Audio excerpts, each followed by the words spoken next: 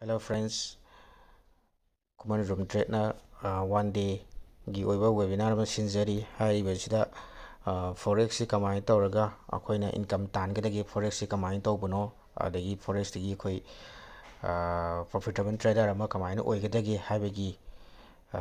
webinar ama sinjari ko ado sigi siliba webinar si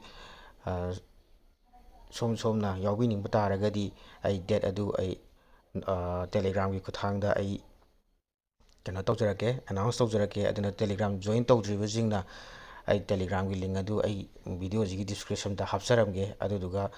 somgi kano trading gi journey da koigi life transform oiba yaba adagi matam changdana trading gi yam thuna hainabagi damakta ai sinjaba kanoni ko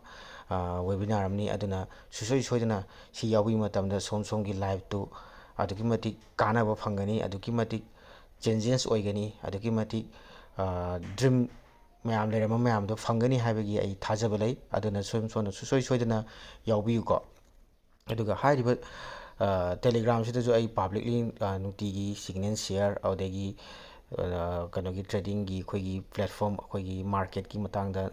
update audagi market kamai analyze tawi haibasu ai public kanoda telegram channel da ai loi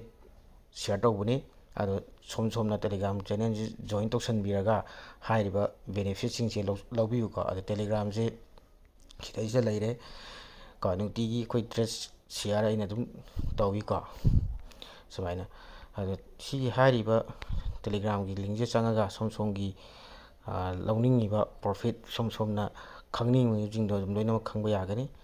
ko handaki week ki kano trade result ni sisu adum mayamga dum trade tawmina doini ko adina susoi soidina yaubiraga hairiba kano se benefit amusung somgi life ta changing oiba yaba platform amni ko forex haije aduna market sida kamaina khoina trade tawi market sida khoina kamaina business ki type ta khoina platform sida tawba yagi haiba jingdu ai share loi tawjarake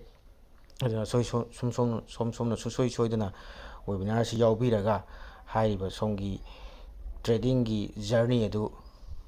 mai pakpu oibiu hairaga ai Kuman Room Trade na matang sida